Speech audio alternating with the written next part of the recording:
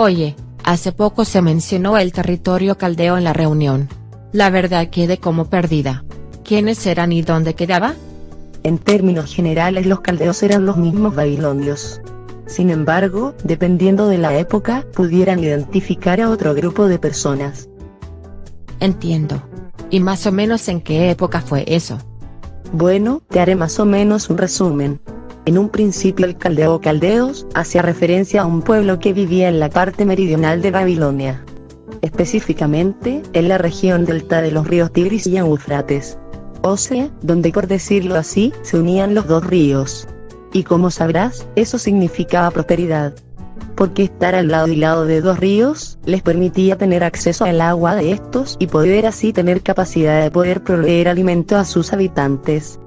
Como para ubicarnos un poco, leamos Génesis, capítulo 11, versículo 28. Y me comentas que entiendes. Más tarde, Harán murió mientras estaba en compañía de Tare su padre en la tierra de su nacimiento, en Ur de los Caldeos.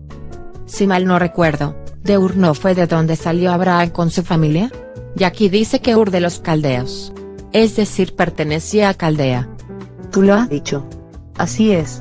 En esa época pues era una población grande y próspera. Satanás utilizó esta población para ocasionar graves pérdidas al fiel Job. Sin embargo, como recordarás, Babilonia llegó a convertirse en el tercer imperio mundial. A eso de los siglos VII y VI antes de la era común. Claro, nosotros aprendimos una profecía en el libro enseña que habla de Babilonia. Así es, la Biblia habla de su belleza, pero también de su caída. Miremos por favor, Isaías, capítulo 13, versículo 19. Y Babilonia, la decoración de reinos, la hermosura del orgullo de los caldeos, tiene que llegar a ser como cuando Dios derribó a Sodoma y Gomorra. Como puedes observar la Biblia misma, hablo de ella como la decoración de los reinos de la época, pero que terminaría siendo destruida como Sodoma y Gomorra. Y así fue. Ya recuerdo, claro. Oye, y una pregunta, ¿y de sus habitantes qué se sabe? Bueno, te puedo comentar que era una población realmente avanzada para la época. Tenían conocimiento respecto a matemáticas y astronomía. Sin embargo, muchas de las costumbres que hoy en día el mundo vive, algunas de ellas provienen de esa época, de la cultura y religiosidad babilónica. De todas maneras, aprovecho para comentarte que en la época de Daniel, a los que se le llamaban caldeos, se hablaba específicamente de...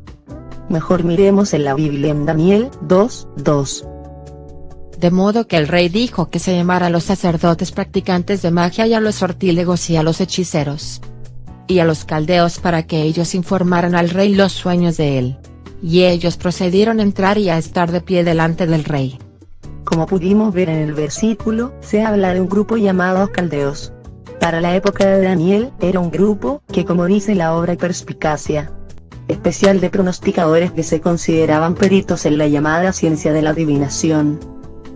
Oye, ahora sí me quedó bien claro, ¿quiénes eran los caldeos? Prácticamente los mismos babilonios, que existen desde la época de Abraham, y que llegó a ser un imperio y que finalmente fue destruido. Gracias por tu explicación.